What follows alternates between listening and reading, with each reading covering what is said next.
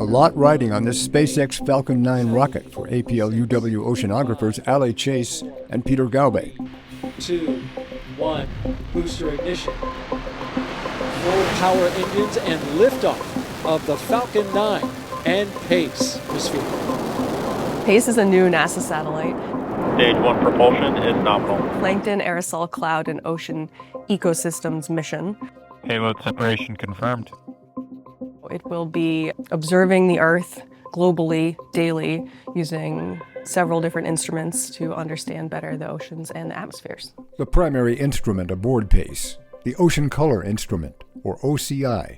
The OCI is extremely exciting for science because previously NASA global ocean color missions have measured ocean color, the color of the water in the visible wavelengths, but at several discrete wave bands or colors in the visible light spectrum. You can think about how green the water is as a metric of how much plankton is there, because phytoplankton contain the same pigments that land plants do. So the more plankton biomass in the water, the greener the water becomes. And so for decades, NASA has made measurements that let us estimate total plankton biomass really from how green the water is. But the OCI instrument will measure every few nanometers, resulting in tens or around 100 individual measurements throughout the visible spectrum.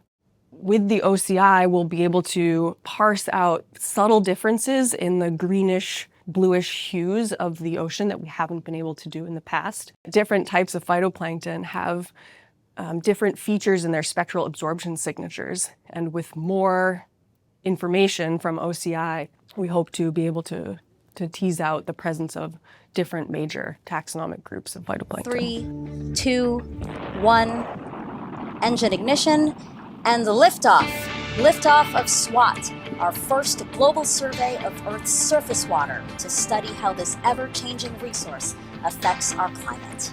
SWOT is an altimeter which measures the height of the ocean.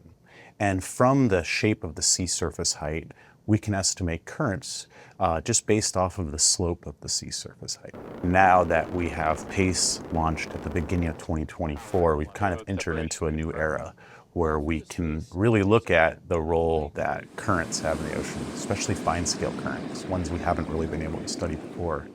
What role they have in structuring life, phytoplankton communities, and the different changes we'll be able to see for the first time from PACE. For years, I've been looking at measurements made on ships, actually, so not from satellites, but we make measurements on ships of the spectral light absorption and reflectance, and then we also collect data on the phytoplankton communities in the water.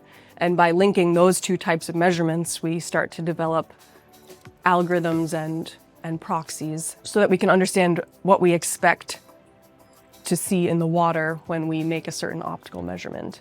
So as a graduate student, I received a NASA fellowship to conduct research on these methods in support of the PACE mission. And then I had a proposal funded to participate on the science and applications team for PACE, and that funded my postdoc work here at APL, and also the start of my research here as a PI.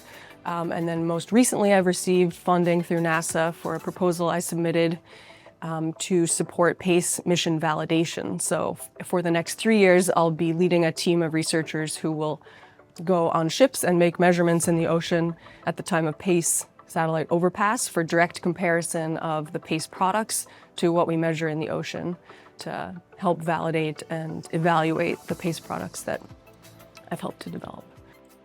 Discovering new things is really an exciting part about science, and with PACE we'll be able to do that, and that will steer our research in new directions.